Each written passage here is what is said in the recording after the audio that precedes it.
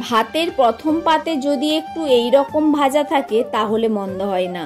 করলা সেদ্ধ বা শুধু করলা ভাজার থেকে আমার তো এই রকম আলু করলা ভাজা খেতে সব সময় ভালো লাগে।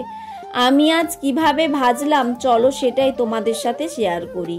প্রথমে কড়াইতে সর্ষের তেল গরম করে অল্প 5 ফোড়ন আর একটা কাঁচা লঙ্কা ফোড়নে দিয়ে কেটে রাখা করলাগুলো তুলে দিচ্ছি। অল্প নাড়াচাড়া করে নিয়ে দেব স্বাদমতো লবণ আর হলুদ গুঁড়ো। আবারও ভেজে নেব। করলার কাঁচা গন্ধটা কেটে গেলে সরু করে কেটে রাখা আলু এর মধ্যে দিয়ে করলার সাথে ভালো করে মিশিয়ে নিচ্ছি। ওই 5 মিনিটের মতো ঢাকনা দিয়ে রেখে দিচ্ছি যাতে করে করলা আর আলু দুই ভালো মতো সেদ্ধ হয়ে যায়। 5 মিনিট পর ঢাকনা খুলে দেখি মোটামুটি সেদ্ধ হয়ে গেছে। এবার ভালো করে ভাজার পালা। আলু করলাটা সাইড দিকে সরিয়ে নিয়ে দেব আর একটু সর্ষের তেল। তেলের ওপরে দেব কয়েকটা পোস্ত দানা। পোস্তটা অল্প ভেজে নিয়ে এবার আলু করলার সাথে মিশিয়ে নিচ্ছি।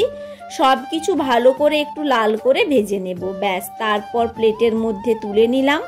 প্রথম পাতেই করলা আলু ভাজা নিয়ে বসে পড়েছি ভাত খেতে। শুকনো ভাতে প্রথম পাতে এইরকম একটা ভাজা দারুণ মজা।